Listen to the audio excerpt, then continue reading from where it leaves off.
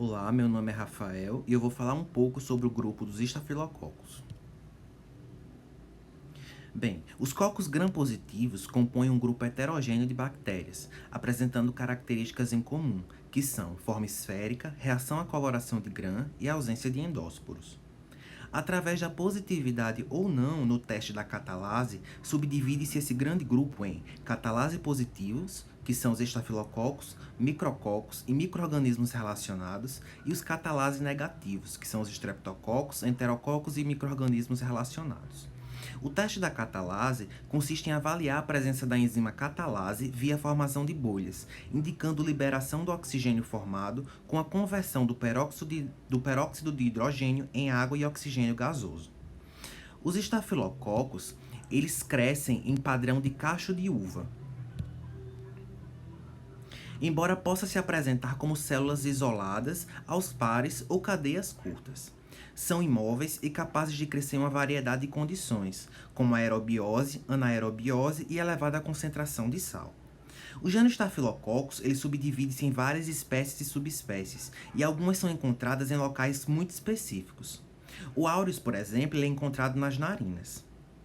Os estafilococos, em geral, são patógenos de extrema importância para o homem, sendo responsáveis por amplo espectro de doenças sistêmicas de gravidade considerável, o que inclui infecções de pele, tecidos moles, ossos e trato urinário.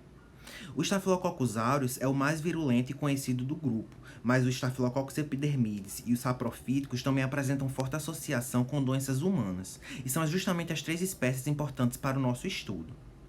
Antes de passar o slide, é bom que vocês prestem atenção nesse esquema que está aqui, desse desenho, porque será importante para tornar menos abstratas as estruturas que eu vou falar mais à frente. A diferenciação entre essas três espécies que eu citei ocorre via teste da coagulase. O Staphylococcus aureus é capaz de converter fibrinogênio em fibrina, resultando na formação de um coágulo. As demais espécies citadas, que são epidermídeos e saprofíticos, elas não são dotadas dessa característica e são conhecidas como Staphylococcus coagulase negativos. Aqui estão citadas algumas doenças que podem ser causadas por cada espécie. Falando um pouco da fisiologia e estrutura dos estafilococos, é importante que vocês lembrem bem da figura passada que eu mostrei. E no caso, elas vão apresentar cápsula com ação protetora que inibe a fagocitose do micro-organismo pelos leucócitos polimorfonucleares. A camada limosa, por sua vez, vai permitir a formação de um filme frouxamente ligado e hidrossolúvel. Essa substância extracelular possibilita a ligação da bactéria aos tecidos, dispositivos médicos ou corpos estranhos. Os peptidoglicanos são relativos à parede celular, sendo compostos pelo ácido N-acetilmurâmico e ácido N-acetilglucosamina, que está aqui também o esquema para vocês terem uma ideia de como ela se localiza na parede celular. Os peptidoglicanos, como já citei, compostos por esses ácidos, são unidos por ligações peptídicas cruzadas e serão catalisadas via proteínas ligadoras de penicilina, que são alvo de penicilinas e outros beta-lactâmicos. A resistência bacteriana à meticilina e às penicilinas relacionadas decorre da aquisição de um gene, que é o MECA. O peptidoglicano ele tem uma atividade semelhante a endotoxinas, estimulando a produção de pirógeno endógeno, ativação de complemento, entre outras coisas. Os ácidos teicoicos são espécies específicos, ligados covalentemente aos resíduos de ácido N-acetilmurâmico da camada do peptidoglicano, ou aos lipídios da membrana citoplasmática, e aí ele leva o nome de ácido lipoteicoico. São imunógenos fracos, mas que desencadeiam resposta específica de anticorpos. Temos também as proteínas de superfície, que tem a sigla MSC-RAMM, que são importantes para a adesão às proteínas de matriz ligadas aos tecidos do hospedeiro.